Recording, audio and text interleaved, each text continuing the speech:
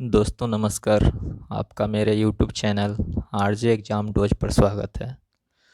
दोस्तों मैं यहाँ जीके, जीएस, मैथ और रीजनिंग के ऐसे महत्वपूर्ण प्रश्नों को लेकर आऊँगा जो प्रतियोगी परीक्षाओं में बार बार पूछे जाते हैं।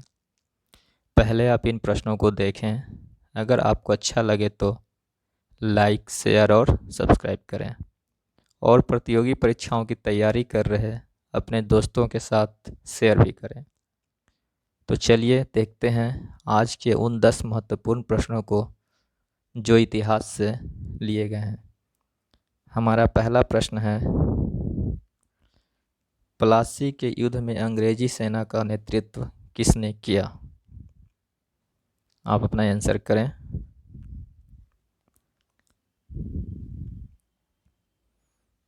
ऑप्शन है हमारा Robert Clive, Hector Munro, Warren Hastings और कैनिंग। हमारा ऑप्शन ए सही हो जाएगा, रॉबर्ट क्लाइव।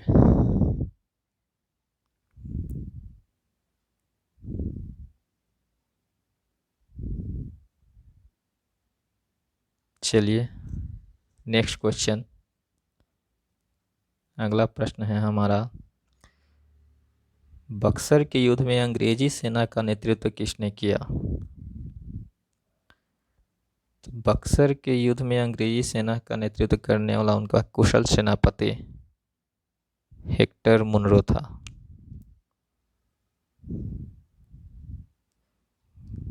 जी हाँ दोस्तों, बक्सर का युद्ध 1764 में हुआ था, जिसमें एक तरफ मुगल सम्राट शाह आलम द्वितीय, अवध के नवाब सिराजुद्दौला तथा मीर कासिम था। वहीं दूसरी तरफ अंग्रेजी सेना का कुशल सेनापति हेक्टर मुनरो था।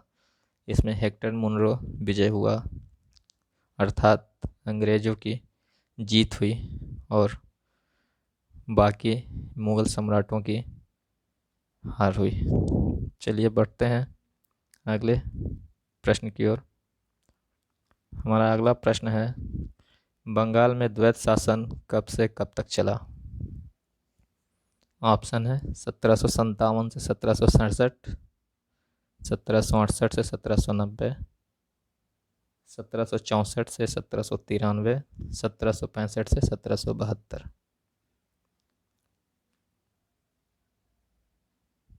तो हमारा यहाँ ऑप्शन डी सही हो जाएगा, 1765 से 1772। दोस्तों अगर आप कभी इस प्रश्न के दिए गए ऑप्शन में फंस जाएं तो याद रखें कि बंगाल में द्वैत शासन 7 सालों तक चली थी। द्वैत शासन का जनक लियो कार्टिस को माना जाता है। बंगाल में द्वैत शासन को वारन हेस्टिंग्स के द्वारा समाप्त किया गया। चलिए बढ़ते हैं अगले क्वेश्चन की ओर। हमारा अगला क्वेश्चन है, वेलेजली के द्वारा सहायक संधि को कब लागू किया गया? 1798 में, 1800 में, 1802 में, 1804 में।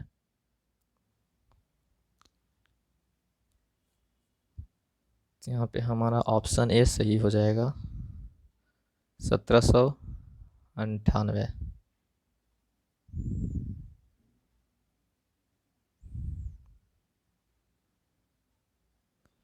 सहायक संधि स्वीकार करने वाला पहला भारतीय शासक हैदराबाद का निजाम था और अंतिम ग्वालियर।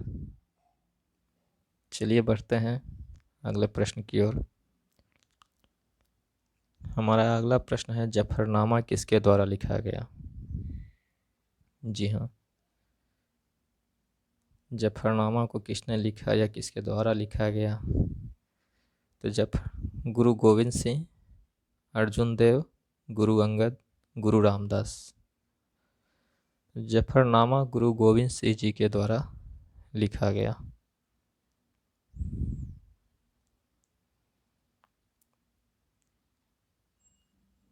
जफरनामा का जो भाषा था वह फारसी थी और मुगल शासक औरंगजेब को लिखा गया था? जफरनामा का अर्थ होता है विजय पत्र। चलिए बढ़ते हैं अपने आज के अगले प्रश्न की ओर। सिखों के धार्मिक ग्रंथ आदि ग्रंथ की रचना किसने की? गुरु रामदास, गुरु नानक, गुरु अंगद, गुरु अर्जुन देव, गुरु अमरदास।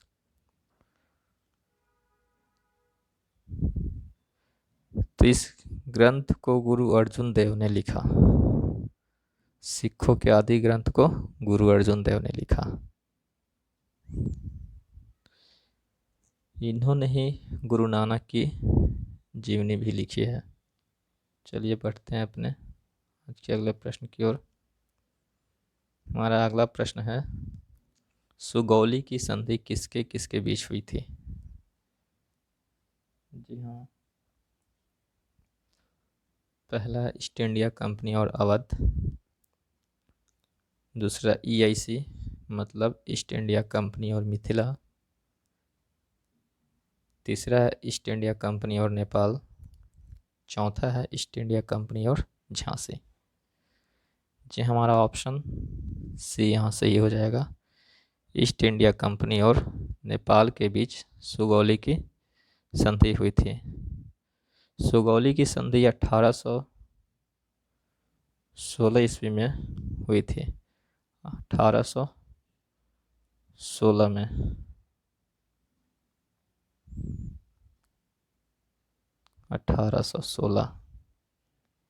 चलिए बढ़ते हैं अपने अगले प्रश्न की ओर। हमारा अगला प्रश्न है, टीपू सुल्तान की मृत्यु कहाँ हुई? पांडीवास, मैसूर, श्रीरंगपट्टनम, हैदराबाद। ऑप्शन सी हमारा सही हो जाएगा यहाँ, श्रीरंगपट्टनम। टीपू सुल्तान की मृत्यु श्रीरंगपट्टनम में हुई थी।